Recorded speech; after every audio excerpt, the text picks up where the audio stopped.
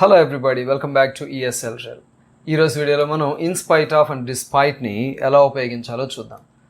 So in spite of, despite రెండు same meaning వచ్చేటువంటి expressions. ముందుగా అసలు ఇన్స్పైట్ ఆఫ్ ఏంటో చూద్దాం. ఈ ఇన్స్పైట్ ఆఫ్ అనేది ఒక preposition. It acts as a preposition. అసలు ఈ ప్రపోజిషన్ ఏంటో డెఫినేషన్ చూద్దాం. It's a word or group of words, కొన్ని పదాల సముదాయం. అండ్ ఎగ్జాంపుల్స్ ఏంటంటే from, to, out, of, on behalf of. So వీటన్నిటిని ఒక నౌన్ ముందు కానీ ఒక ప్రొనౌన్ ముందు కానీ యూజ్ చేస్తాం. ఎందుకనంటే to show a place, to show a position, to show time or method. ఇలా ప్లేస్ని, పొజిషన్ని, టైమ్ని అండ్ మెథడ్ని రిలేట్ చేయడానికి, రెఫర్ చేయడానికి ఈ నౌన్ ప్రొనౌన్స్ ముందు ప్రిపోజిషన్స్ ఎలా వాడతారో ఒక్కొక్క దానికి ఒక ఎగ్జాంపుల్ చూద్దాం. First one, I live in Ongole. ఇలా అన్నప్పుడు ఒంగోల్ అనేది ప్లేస్.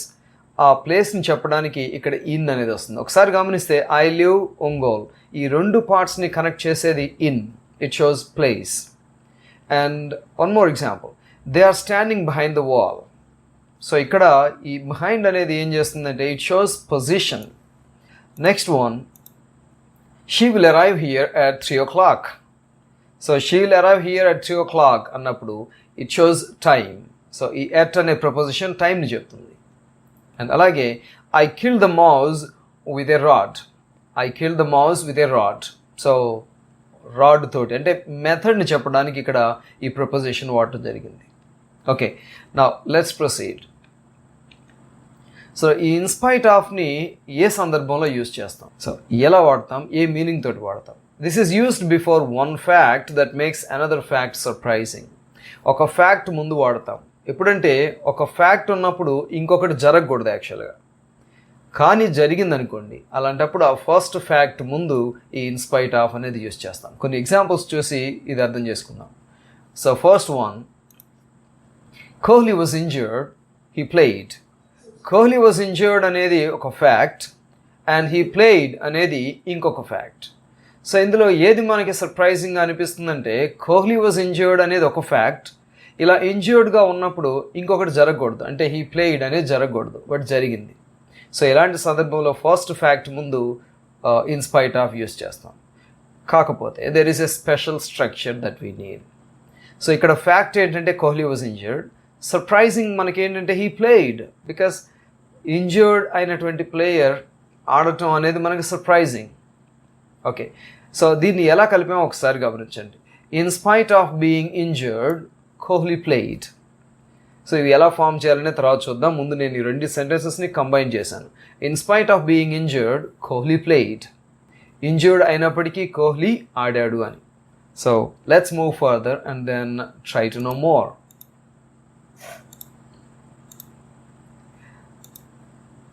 ఇన్స్పైట్ ఆఫ్ స్ట్రక్చర్ చూస్తున్నాం మనం. In spite of plus noun or a non finite verb. ఈ నాన్ ఫైనైట్ వర్బ్ కూడా వర్బ్ 1 ప్లస్ ఐఎన్జి ఇంగ్ ఫామ్లో ఉండాలి.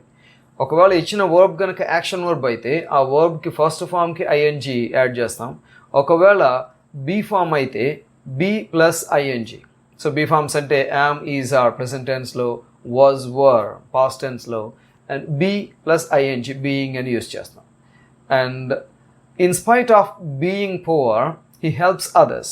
సో ఇక్కడ బీయింగ్ బీ ఫామ్ యూస్ చేసాం. In spite of being poor he helps others అంటే పువర్గా ఉండి కూడా అతను ఇతరులకి సాయం చేస్తాడు అని. In spite of his poverty he helps others. So ఇది అన్నిటికీ పాసిబుల్ అవుతుందని నేను చెప్పలేను, but in spite of being poor అని చెప్పొచ్చు. అలాగే in spite of his poverty అంటే అతని పేదరికం ఉన్నప్పటికీ he helps others. Both give the same meaning, రెండింటికి ఒకటే మీనింగ్ వస్తుంది. సో ఇక్కడ his poverty acts as a noun, అది నౌన్గా పనిచేస్తుంది. బీయింగ్ అనేది non finite verb. Okay, let's see now. In spite of, డిస్పైట్కి తేడా ఏంటంటే nothing, only in spelling. In spite of is equal to despite, but the only thing is you should not use of after despite. So in spite of problems he succeeded. Problems ఉన్నప్పటికీ అతను succeed అయ్యాడు, విజయం సాధించాడు. అదే despite use చేస్తే of లేకుండా despite problems he succeeded. Easy right? In spite of is equal to despite. Never say despite of. Now let's see a few examples.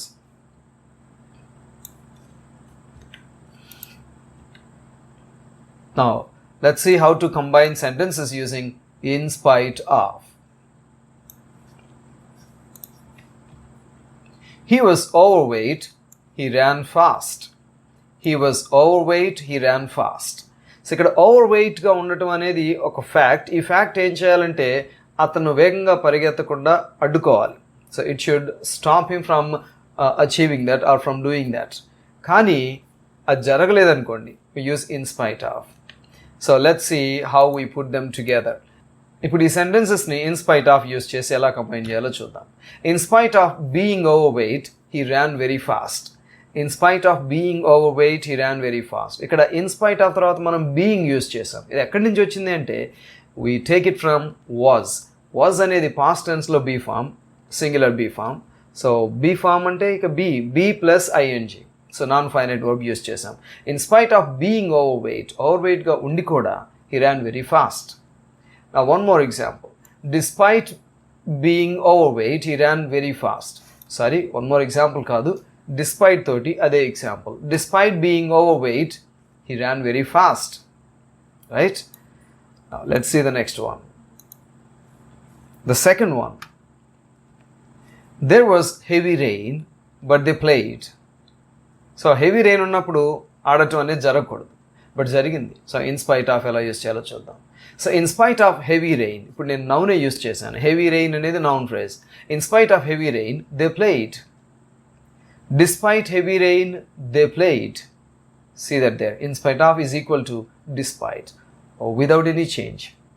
We wrote the sentence. Now let's try the next one. He is old, he leads a very active life. జనరల్గా old people active life lead చేస్తూ మనకు కనిపించరు. So ఒకవేళ అలా జరిగితే అది surprising మనకి. So ఇప్పుడు ఈ సర్ప్రైజింగ్ ఫ్యాక్ట్ ఏంటి, అసలు ఫ్యాక్ట్ ఏంటో చూద్దాం. సో అసలు ఫ్యాక్ట్ ఏంటంటే he is old. So in spite of he is old అనలేం కదా, ఈజ్ అనేది be form. So in spite of being old he leads a very active life. In spite of being old he leads a very active life. Old అయి ఉండి కూడా అతను చాలా active life lead చేస్తాడు. నా in spite of his old age, ఇక్కడ possibility ఉంది. ఇందాక చెప్పాను అన్నిటికీ ఈ పాసిబిలిటీ ఉండకపోవచ్చు, అంటే non finite verb and then noun form use చేయగలిగేది. ఇక్కడ పాసిబిలిటీ ఉంది. In spite of his old age he leads a very active life. So అతని ఓల్డ్ ఏజ్ ఉన్నప్పటికీ అని రెండు ఒకటే. నా despite being old he leads a very active life. Of course ఈ సెకండ్ ఫామ్ కూడా వాడచ్చు. Despite his old age he leads a very active life. Let's move to the next example. She had pain in her leg. She finished the race. She had pain in her leg. She finished the race. In spite of the pain in her leg, simple. The pain in her leg. The pain is the noun phrase. So in spite of the pain in her leg, she finished the race. ఆ లెగ్లో pain ఉన్నప్పటికీ తన రేస్ని finish చేసింది ఆవిడ. Next అదేవిధంగా despite, without any change. Despite having pain in her leg లేదా despite the pain in her leg. So ఇక్కడ had అనేది have నుంచి వచ్చిన ఫామ్. సో దాన్ని ఏం చేసామంటే హ్యావ్ ప్లస్ ఐఎన్జీ, హ్యావింగ్ అని యూజ్ చేసాం. HAVING. In spite of having pain in her leg or despite having pain in her leg she finished the race. Same thing. Despite the pain in her leg she finished the race. Despite having pain in her leg she finished the race. The next one. He studied hard. He did not pass the exam. So జనరల్గా hard work చేసి study చేసినప్పుడు చదివినప్పుడు pass కావాలి ఎగ్జామ్లో, but surprising result వచ్చింది మనకి. So in spite of ఇక్కడ be form లేదు, యాక్షన్ వర్బ్ ఉంది, అంటే స్టడీడ్ అని. సో దానికి ఫస్ట్ ఫామ్ స్టడీ, దానికి ఇంగ్ ఫామ్ యాడ్ చేసుకోవచ్చు. In spite of studying hard. So గుర్తుపెట్టుకోండి, ఫస్ట్ పార్ట్లో మనం సబ్జెక్ట్ మెన్షన్ చేయాల్సిన పని లేదు, ఎందుకంటే రెండిట్లో సబ్జెక్ట్ ఒకటే. So in spite of studying hard he did not pass the exam. బాగా చదివినప్పటికీ అతను ఎగ్జామ్ పాస్ కాలేదు. Despite studying hard he did not pass the exam. Despite studying hard he did not pass the exam. Now let's move to the sixth one. The weather was bad, we had a great time. So ఇప్పటిదాకా మనం చూసిన ఎగ్జాంపుల్స్లో రెండు same subjects ఉన్నాయి, but ఇక్కడ first సెంటెన్స్లో the weather was bad అన్నప్పుడు weather subject and second సెంటెన్స్లో we had great time. We అనేది ఇంకో సబ్జెక్ట్. సో ఇలా 2 డిఫరెంట్ సబ్జెక్ట్స్ ఉన్నప్పుడు ఫస్ట్ సెంటెన్స్లో ఉన్న సబ్జెక్ట్ని కూడా మెన్షన్ చేయాలి. So this is how we get it. So ఇక్కడ ద వెదర్ వాస్ బ్యాడ్ అన్నప్పుడు వాస్ అనే బీ ఫామ్ ఉంది. సో బీయింగ్ సెంటెన్స్లో కనిపిస్తుంది మనకి. In spite of the weather being bad, first subject కూడా మెన్షన్ చేయాలని చెప్పుకున్నాం. In spite of the weather being bad we had a great time.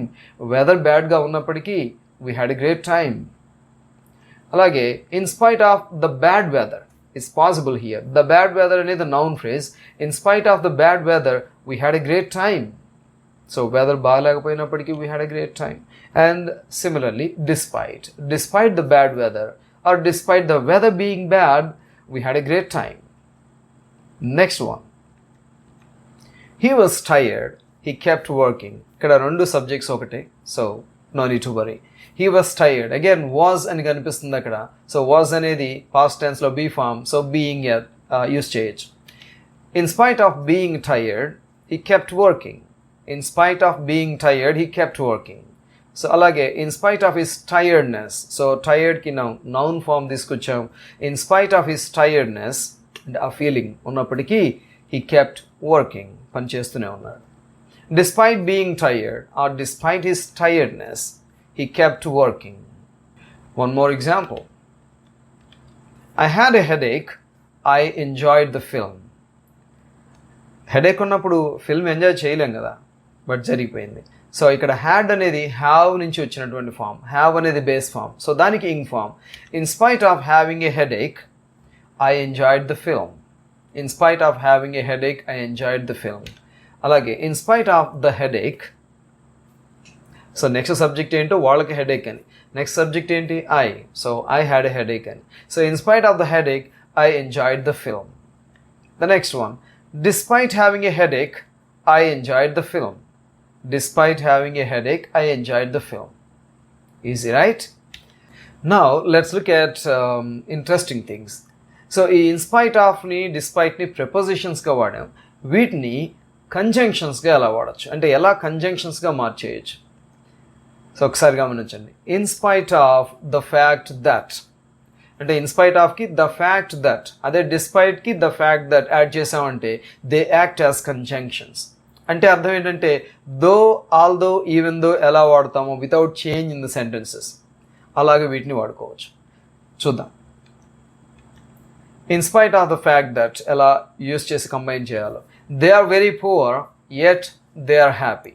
So ఇక్కడ యెట్ అనేది మళ్ళీ మనం సెంటెన్సెస్ని కంబైన్ చేసేటప్పుడు వాడకూడదు, ఎందుకంటే ఈ యెట్ బదులే మనం ఇప్పుడు in spite of the fact that కానీ despite the fact that కానీ యూస్ చేయబోతున్నాం. They are very poor yet they are happy. So in spite of the fact that they are very poor, see that it is like though they are very poor they are happy. So in spite of the fact that they are very poor they are happy. అలాగే without any change despite the fact that, గుర్తుపెట్టుకోండి despite తర్వాత of లేదు. Despite the fact that they are very poor they are happy. Easy right? So though, although ఎలా use చేస్తాము అలాగే ఇవి కూడా. Now another example. She was ill, she went to work. Now in spite of the fact that she was ill, comma, she went to work. We have not changed anything except a comma in the middle. So in spite of the fact that she was ill, she went to work. Alage despite the fact that she was ill, she went to work. Okay, I hope you have understood how to use in spite of, despite, in spite of the fact that, despite the fact that. Thank you very much for watching. I'll see you in my next video.